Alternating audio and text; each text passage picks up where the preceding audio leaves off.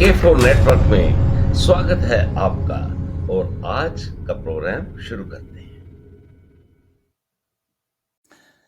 नमस्कार, doctor NK. Grover आपके साथ K4 नेटवर्क में आज कुछ ऐसी बात लेकर कि आपको ये वीडियो एंड तक देखना पड़ेगा, क्योंकि भारत में एक ऐसी स्थिति पता नहीं पैदा हुई है, हो रही है, उसका जन्म भी हुआ है। बड़ा ही इंटरेस्टिंग टॉपिक है आज का, इंडियन डेमोक्रेसी, भारतीय लोकतंत्र, और उसी के साथ जुड़ी हुई कुछ बातें जैसे कि सेक्युलरिज्म। मैं SICK सेक्युलरिज्म कहता हूं, जिसमें पहले दिन से ही बदबू आ रही है, क्योंकि जो सेक्युलरिज्म प्लीज डोंट माइंड, ये सिक है, बीमार है, इसीलिए उसको जब इमरजेंसी लगी हुई थी तब मैडम इंदिरा गांधी ने उसको साइड से संविधान में जोड़ दिया। तो ये आजकल की, जैसे कहते हैं ना, ज्वलंत एक विषय चल रहा है। सोचने की बात है कि democracy, Indian democracy is dying, मर रही है या मर गई है, या मरती है फिर जिंदा हो जाती है, फिर मर जाती है। पिछले करीब 1 साल से ऐसा डिस्कशन दिखाई देता है, सुनाई देता है, और बड़े बड़े नेताओं के मुंह से। मैं तो बहुत छोटा सा आदमी हूं, तो अगर आपको ये वीडियो पसंद आए तो मैं आपसे रिक्वेस्ट करूंगा कि इस वीडियो को लाइक कीजिएगा, शेयर कीजिएगा और ज्यादा से ज्यादा लोगों तक पहुंचाइएगा। और अगर चैनल आपने सब्सक्राइब नहीं किया है तो प्लीज सब्सक्राइब कर लीजिएगा। अब डेमोक्रेसी, पहले डेमोक्रेसी की बात करते हैं, लोकतंत्र की बात करते हैं। एक ही बड़ा प्रचलन में बहुत ही प्रचलित वाक्य हो गया है, ऐसे कहते हैं जैसे टॉक ऑफ द टाउन, कि प्रजातंत्र की हत्या हो रही है, लोकतंत्र समाप्त हो रहा है, सेक्युलरिज्म की भी हत्या हो रही है। भाई, हत्या हो रही है, जहां तक मेरी व्याकरण का सवाल है, हो रही है, समाप्त हो रहा है, हत्या हो रही है मीन्स ये हो रही है, हैपनिंग है, एक घटना है। कोई आदमी किसी के गर्दन पे छुरा रख के उसकी गर्दन काट रहा है, यानी कि आप उसको रोक सकते हो। अगर हत्या हो रही है और आप देख रहे हो हत्या हो रही है, तो आप रोक सकते हैं, एफर्ट कर सकते हैं। या कभी आप कहते हैं वो मर गई है।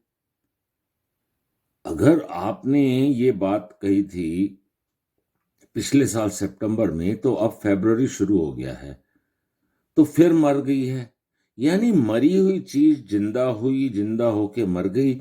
क्या कहना क्या चाहते हो? ये रक्त बीज वाली कुछ बात है। तो दोस्तों, ये विषय जितना मैं इसको व्यंग के हिसाब से बात कर रहा हूं या इसमें ह्यूमर लाने की कोशिश कर रहा हूं, उतना ही ये सीरियस भी है। अब भाई, लोकतंत्र की हत्या हो रही है, कैसे हो रही है ये बताइए। पहले प्रश्न ये उठता है, हत्या हो रही है या हो चुकी है? अब बहुत फर्क है। एक आदमी मर रहा है तो उसको आप इमरजेंसी में लेके जा सकते हैं जैसे मैंने अभी बताया कि इमरजेंसी चल रही थी, तो इंदिरा गांधी ने सेक्युलरिज्म का बीच में डाल दिया वाक्य हमारे संविधान में। वो हत्या थी, वो हत्या 1975 में कर दी गई थी। उसको ये तो नहीं कहीं रिवाइव किया। फिर जब 2014 में सरकार बदली, उन्होंने देखा कि लोकतंत्र जो है वो मर गया है, मर चुका है, तो चलो इसको रिवाइव करते हैं। तो जनता ने, जो जनता करीब करीब, मैं भी उन दिनों में हिंदुस्तान में ही था, तो वोट देने का मन ही नहीं करता था। क्या करना है वोट देकर। बहुत से लोग थे मेरे जैसे पढ़े लिखे, तो वो कहते थे क्या करना है वोट। और खास करके मैं चंडीगढ़ में था, तो वोटिंग के दिन अक्सर क्या होता था कि चलो यार कसौली चलते हैं या शिमला चलते हैं, छुट्टी का दिन है, फैक्ट्री भी बंद है, दोस्त भी फ्री हैं। तो शायद 2014 में लोकतंत्र को फिर जनता ने, क्योंकि एक जनता ऐसी चीज है, क्योंकि जनता यानी भारत की जड़ें, और जब जड़ मजबूत होती है तो वो पेड़ कभी सूखता नहीं है। दोस्तों, खून आए, कितने शासक आए, गोरी गजनवी, जाने क्या क्या, हिस्ट्री का कोई टॉपिक नहीं है मेरा, और मेरा इंटरेस्ट भी नहीं है, पर जस्ट फॉर रेफरेंस, मुगल आए, अंग्रेज आए, पर भारतीयता की जड़ें इतनी मजबूत थी कि यहां लोक भी थे और तंत्र भी था। वो ठीक है कि 1947 के बाद इस तंत्र में वो गंदगी जो अंग्रेजों ने डाली थी, वो गंदगी जो मुगलों को या एक संप्रदाय को बचाने के लिए नेहरू से लेके और आगे तक सब कोशिश करते रहे, क्या ये उसको तो लोकतंत्र नहीं समझते? जो तुष्टीकरण की नीति, वो नीति जिसमें 2611 होता है, बॉम्बे में इतना बड़ा भयंकर हमला होता है, और प्राइम मिनिस्टर, खैर वो प्राइम मिनिस्टर तो नहीं थे, चलो जो भी थे, वो इसलिए एक्शन नहीं किया जाता कि हमारी जो एक माइनॉरिटी है, जिसको हम तुष्टीकरण कर करके यहां तक लेकर आए हैं, उस तुष्टीकरण वाले मिलते हुए देश जो पड़ोसी है हमारा, वो नाराज ना हो जाए, हमारी वोट ना खत्म हो जाए। तो दोस्तों, ये जो भारतीय जड़ें, भारतीय जनता जो जड़ के रूप में है, उन्होंने शायद 2014 में देखा कि नहीं, हमें फिर हरियाली लानी है, लोकतंत्र बीमार नहीं हो सकता, भारत और भारत की जड़ें, भारतीयता, संस्कृति, धार्मिकता सब जिंदा हैं। तो अब जो बात कर रहे हैं कि मर गई, ठीक है, उनको मैं एक छोटी सी घटना सुनाता हूं। एक कोई सज्जन पुरुष थे, उन्होंने देखा गंदगी में एक मक्खी बैठी हुई थी। सज्जन पुरुष थे, उनको दया आ गई, उन्होंने कहा ये कहां गंदगी में बैठी है। उन्होंने उस मक्खी को उठाया, उसको साफ पानी से धोया, स्वच्छ किया उसको, और एक अच्छा जहां जल प्रवाह था, छोटा सा, छोटी सी कह लीजिए नदी का वो था, वहां पे छोड़ दिया। लेकिन कुछ ही मिनटों बाद उन महापुरुष ने देखा, उस सज्जन पुरुष ने देखा कि वो मक्खी फिर जाकर गंदगी में बैठ गई। तो कहीं ऐसा ही हाल तो हमारे विपक्ष का नहीं है,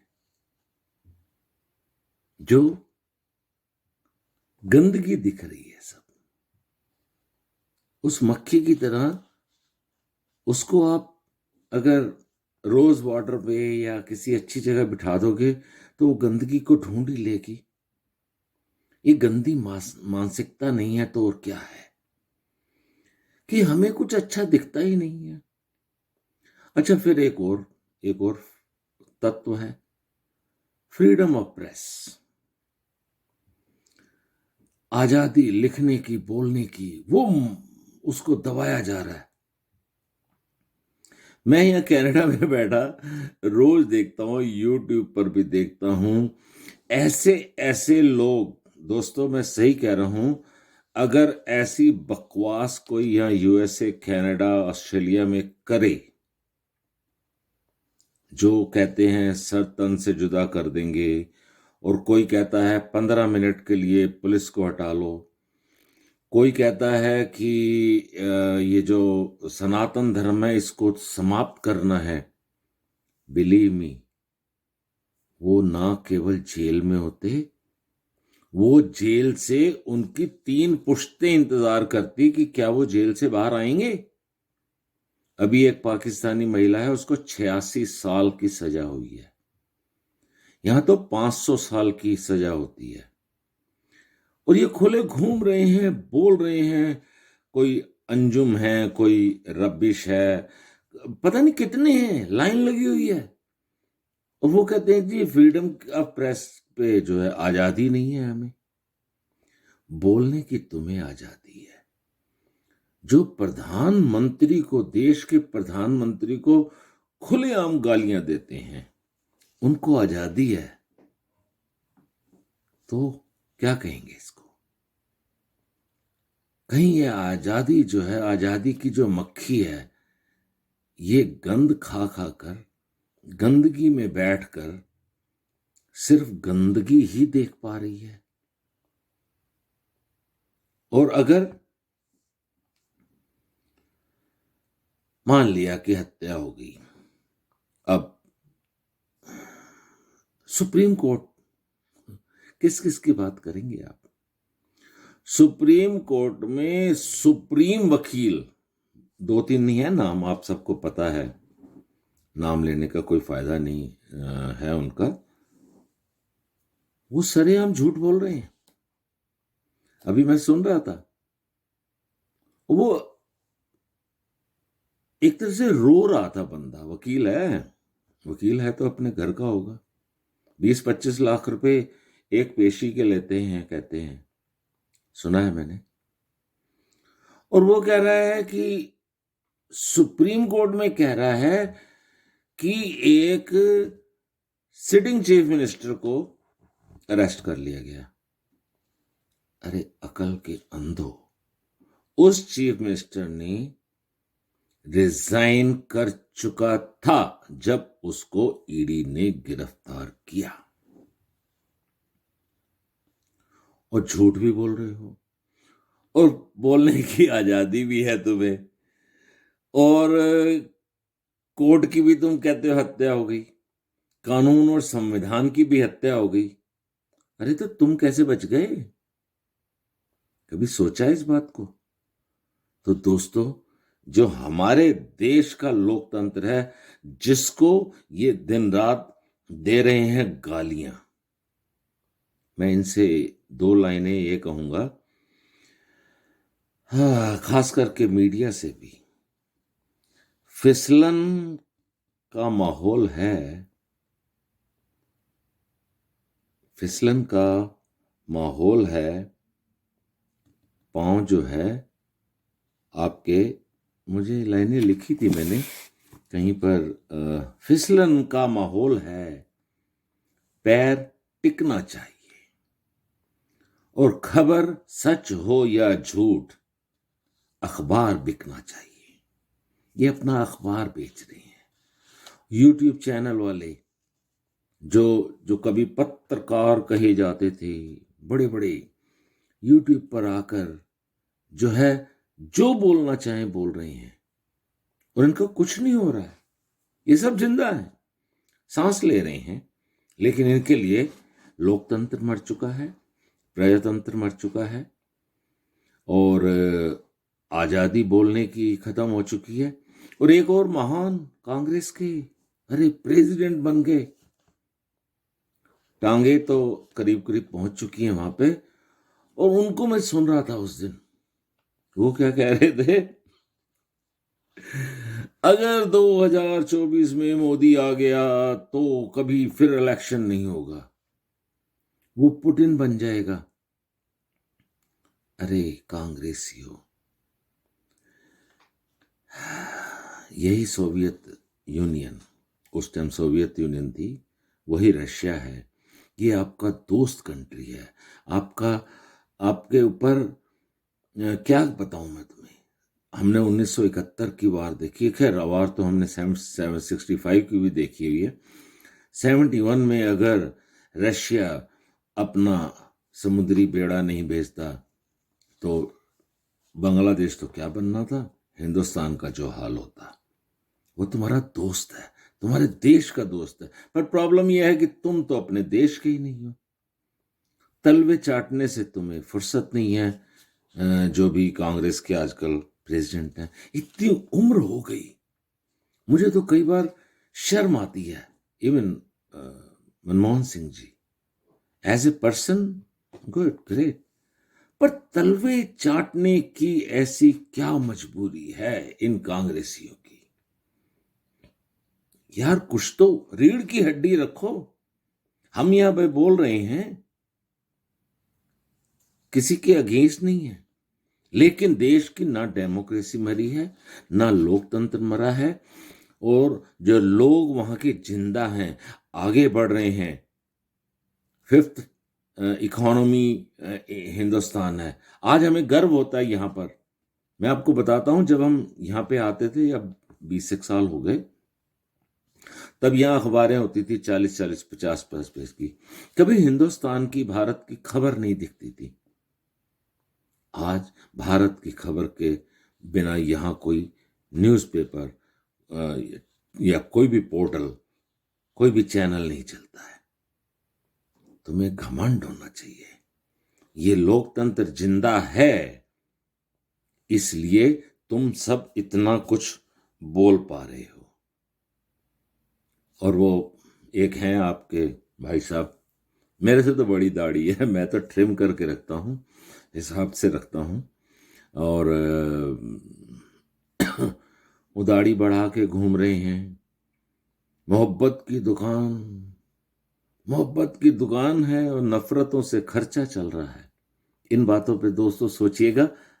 और मैं यहां बैठे विश्वास से कह सकता हूं कि भारत का लोकतंत्र बहुत ही वाइब्रेंट है, जिसे बोलते हैं जानदार है और शानदार है। इसी शान के साथ तिरंगे की जय, जय सिया राम, जय भारत माता। और फिर एक बार रिक्वेस्ट करूंगा जाते जाते कि हमारे वीडियो को लाइक कीजिएगा, शेयर कीजिएगा, और हमारे चैनल को अगर सब्सक्राइब नहीं किया है तो उसको सब्सक्राइब कीजिएगा। थैंक यू सो मच, धन्यवाद, शुक्रिया, मेहरबानी, जय हिंद। मैं ये वीडियो रिकॉर्ड कर चुका था, इसको अपलोड करना था, तो एक खबर और आ गई। अब तो सुप्रीम कोर्ट के चीफ जस्टिस साहब कहते हैं कि will not allow the murder of democracy.